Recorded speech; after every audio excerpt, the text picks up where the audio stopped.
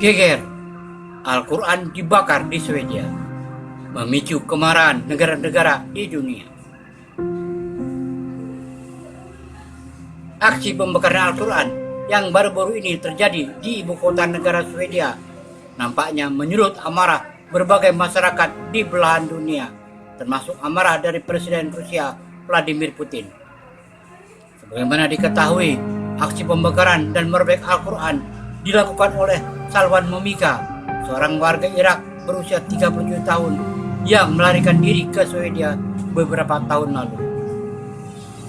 Aksi pembakaran itu dilakukan pada hari Kamis saat umat Islam merayakan Hari Raya Idul Adha. Dengan begitu, Putin akan bicara soal aksi pembakaran Al-Quran yang terjadi beberapa waktu lalu. Dia menegaskan bahwa penistaan terhadap Al-Quran adalah bentuk kejahatan di Rusia. Di negara kita, ini adalah kejahatan, baik menurut konstitusi maupun hukum pidana, ujar Putin dikutip hari Sabtu tanggal 1 Juli tahun 2023. Kecaman tersebut diungkapkan oleh Putin saat dirinya mengunjungi daerah Derben di Republik Otonomi Dagestan, Federasi Rusia beberapa waktu lalu. Orang nomor satu Rusia itu mengunjungi masjid bersejarah Derben dan bertemu dengan perwakilan Muslim dari Dagestan. Pemimpin Rusia itu diberikan salinan Al-Quran, kitab suci umat Islam, saat mereka merayakan Hari Raya Idul Adha.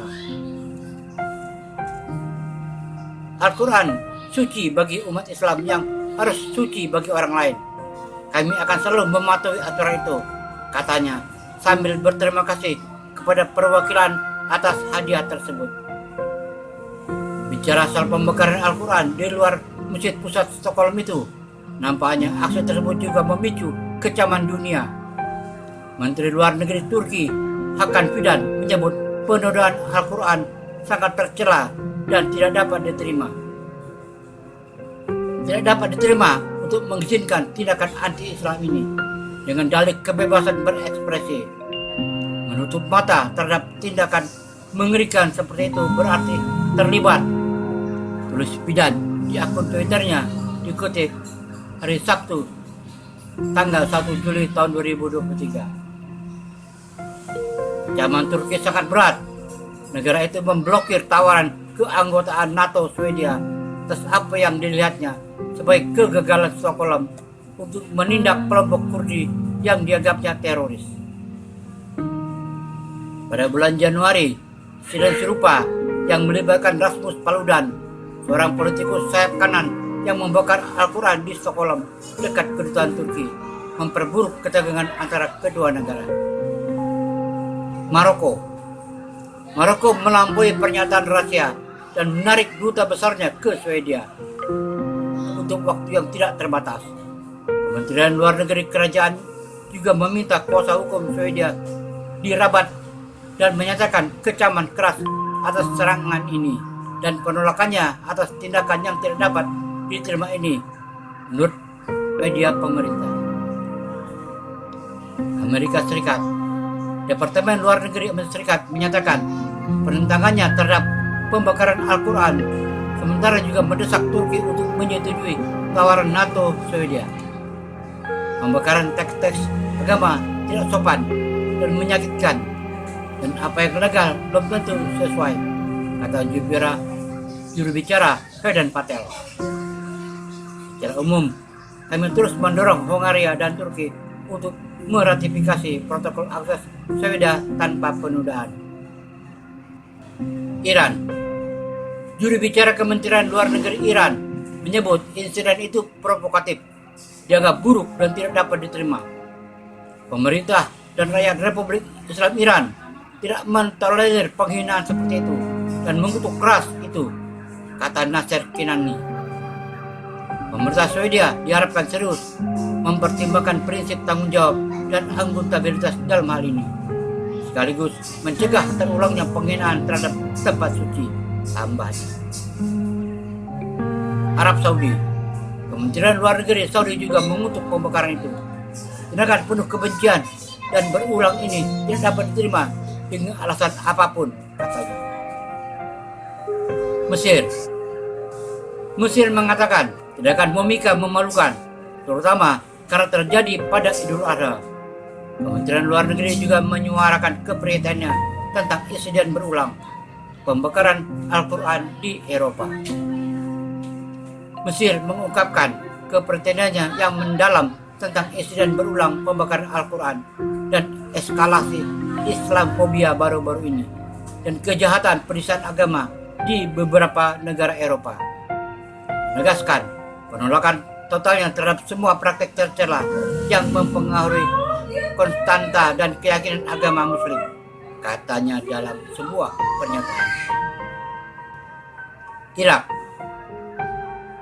Irak menyebut tindakan itu rasis dan tidak bertanggung jawab, seraya menambahkan bahwa tindakan itu mengutuk tindakan berulang kali membakar salinan Al-Quran oleh individu dengan pikiran ekstremis dan terganggu. Mereka tidak hanya rasis, tetapi juga mempromosikan kekerasan dan kebencian, kata pemerintah Irak dalam sebuah pernyataan. Tindakan yang tidak bertanggung jawab ini bertentangan langsung dengan nilai-nilai penghormatan terhadap keberagaman dan kepercayaan orang lain. Sangat dikutuk, tambah pemerintah. Ulama Syiah Irak yang berpengaruh, Moqtada Nasr, mendesak orang untuk memprotes di luar kedutaan Swedia di Baghdad untuk menuntut pencopotan duta besar, menyebut Swedia memusuhi Islam.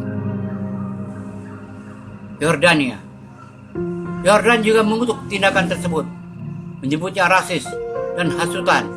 Kementerian menegaskan bahwa membakar Al-Quran adalah tindakan kebencian yang berbahaya dan manifestasi dari Islamofobia yang memicu kekerasan dan menghina agama dan sama sekali tidak dapat dianggap sebagai bentuk kebebasan berekspresi, kata kerajaan dalam sebuah pernyataan. Yordan mengatakan menolak ekstremisme adalah tanggung jawab bersama yang harus dipatuhi setiap orang. Kuwait. Kementerian Luar Negeri Kuwait mengatakan pembakaran itu adalah langkah berbahaya dan provokatif yang mengorbankan perasaan umat Islam di seluruh dunia. Ia meminta masyarakat internasional dan pemerintah untuk mengambil tanggung jawab atas tindakan cepat untuk meninggalkan perasaan kebencian, ekstremisme, dan intoleransi agama. Yaman. Pemerintah Yaman menolak insiden itu sebagai salah satu sengaja memprovokasi perasaan umat Islam di seluruh dunia pada hari-hari suci Islam oleh gerakan ekstremis yang penuh kebencian, kata pernyataan Kementerian Luar Negerinya. Ia juga menyerukan diakhirinya pelanggaran berulang yang berasal dari budaya kebencian. Suriah. Pemerintah Suriah mengutuk tindakan tercela pada salah satu hari paling suci bagi umat Islam oleh seorang ekstremis dengan izin dan persetujuan dari pemerintah Swedia. Palestina. Kementerian Luar Negeri Palestina menyebut penodaan itu sebagai serangan terang-terangan terhadap hak asasi manusia, nilai-nilai toleransi, penerimaan orang lain, demokrasi, dan kehidupan berdampingan secara damai di antara para pengikut semua agama. Di Indonesia, Kementerian Luar Negeri RI mengecam keras aksi provokatif pembakaran Al-Quran oleh seorang warga negara Swedia di depan Masjid Raya Södermalm, Stockholm saat Hari Raya Idul Adha. Tindakan ini sangat mencederai perasaan umat Muslim dan tidak bisa dibenarkan, tulis Kementerian Luar Negeri di akun resmi Twitternya, dikutip Jumat 29 Juni tahun 2023. Kemlu RI berpendapat kebebasan berekspresi harus pula menghormati nilai dan kepercayaan agama lain.